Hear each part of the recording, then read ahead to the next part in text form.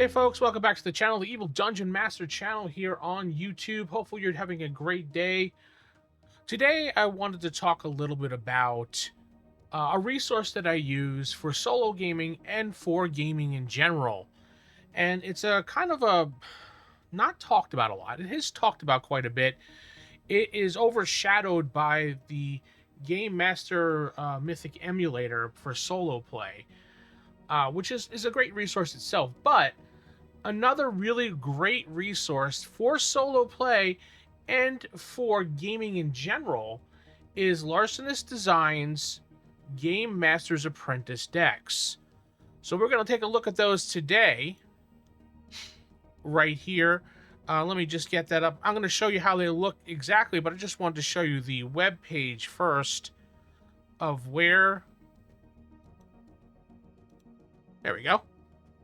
So Larson Designs, you look them up on DriveThruRPG, and they have various types. They have a base deck, they have a fantasy deck.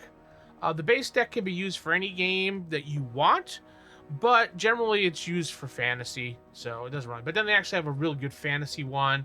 They have sci-fi. I've gone and purchased quite a bit of these because they are very helpful when it comes to not only solo gaming, but on-the-spot gaming for your group. If you just need a really quick decision, or a really quick name, or a really quick smell, sight, sound, these cards are absolutely perfect for that. And it comes in various different things in here, and we'll get into what they look like right now. So, only way I could show them to you in a really good manner is because I don't own them physically. I use everything online. And when I play solo, I use, online tools and everything like that. So I have them online. Foundry has a plugin that I use. There's also a plugin for Obsidian as well, but I'm going to show you here on Foundry since it's a little bit easier. So you go in, you open it up, you can pick whatever deck you really want when it comes to playing the game. So if you really want to pick, say, like the base deck,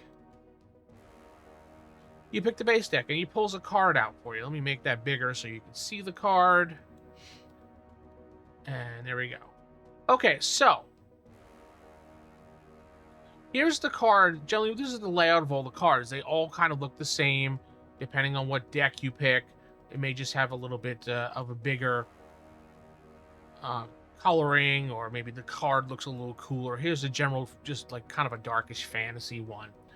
So, in here is your quick pick, so to speak, dice rolls. D20s, D10s, D8s. So if you really needed a quick decision, like, okay, roll 1d20, you need a quick decision, boom, 3. Okay, what threat level is this? 7. What are the likely odds of something happening? Bad, even, or good? No, no, yes. Then there's this couple like descriptors here in the middle that you can use to try to help yourself in solo role-playing. They have the various sights and sounds things, so you can hear a reverberating echo. The person that you saw was masked, who got robbed. Air is so humid you could hardly breathe, and this is the smell of a monster's den. And these different symbols can mean different things. If you look them up in the base pack when you buy them, you can use what they did, or you can make them up what you want them to be. This could be right here. This could be the direction. This could be something else. Just telling you which way you want to go. Pull the card out. I'm going to go to the right. Okay. On target. Okay. Belonging. Say, like, you search a monster. Belonging. Strangely metallic bulbs, vegetable seeds, and sapling sample. A sapient sapling. That's interesting. Need a quick name? Yule, Romeo, Hartley. Need a type of virtue? Diligence. Vice, pride. The location where the bomb's going to go off. A town. Someone is being spied on. Things like that. You can pull these cards out and get whatever you want. The Viking symbols also mean something. There's a horror deck in case you want to play more horror-ish type games. It's more of a killer slasher one. Then there's the weird horror if you want to play Cthulhu type games. And they go on and on. So, it can be the door slams shut and locks. You hear that. You hear boom, the door lock. A chimera of your former pets. Someone following close behind you. You hear those footsteps. You turn around. You see someone following you. Maybe you smell expensive drinks, you know, belongings, assassin's weapons, cataclysms. Apparently something is haunting. That's a good one. Sci-fi deck, if you want to play like a sci-fi game, like, you know, Star Wars, Star Trek, something like that. Here's your Star Trek ones.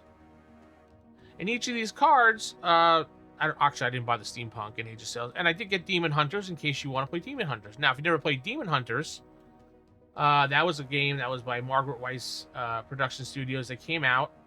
It was based on the web series by Dead Gentleman, I think it's Dead Gentleman's Productions, called Demon Hunters. Take a look at it, it's still on there. It's very old at this point, probably about 10, 12 years old.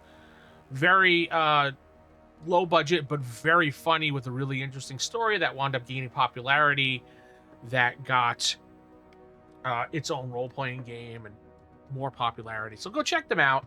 There was a couple iterations of the game. There was the Margaret Weiss one, and then there was a Fate one as well that they came out with.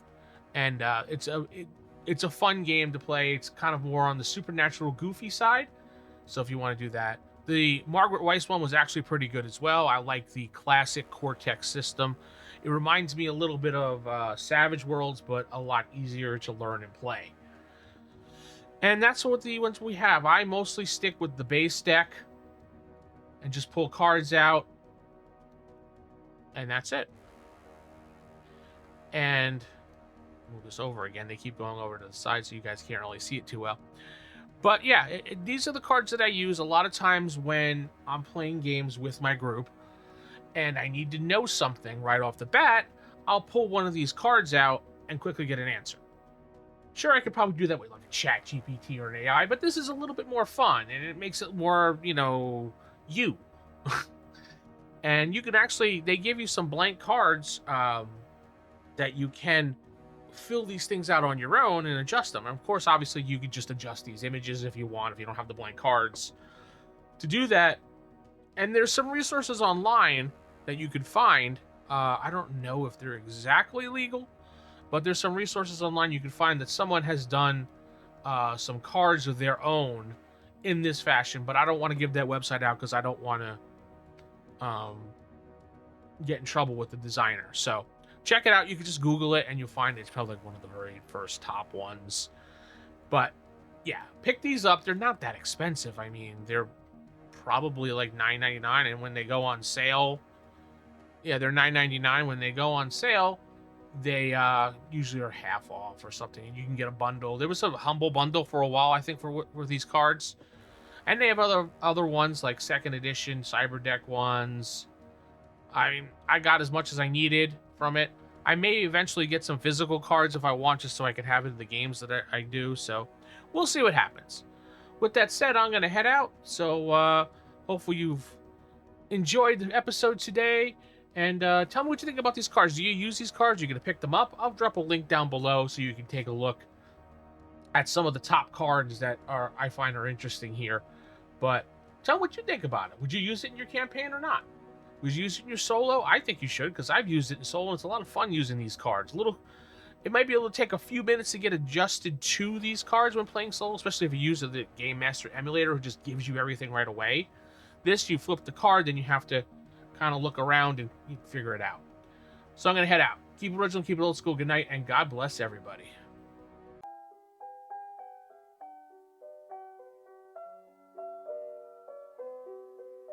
Don't ever laugh as the hearse goes by, for you may be the next to die. They wrap you up in a big white sheet from your head.